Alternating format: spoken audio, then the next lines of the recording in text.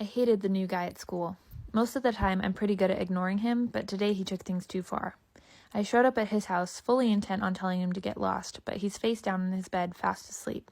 I sat next to him and traced his bare shoulder blades with my finger, surprised at my need to touch him. Everything about him surprised me.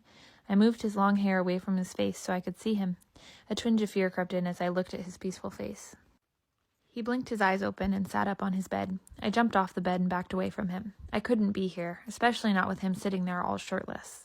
He'd kissed me earlier, and I came over here to tell him that it could never happen again, but now that I was here, I couldn't remember why. Oh yeah, because he was a complete Neanderthal who didn't take no for an answer. He glanced down at himself and then raised an eyebrow at me. I shook my head, and he just gave me a crooked grin. He dug into a pile of clothes on the floor. I sat on the edge of the bed. At first, I tried not to stare at him, but then gave it up as a lost cause. Every time he moved, another muscle flexed. I couldn't identify a single fleshy part on his body. Then he turned and moved towards me.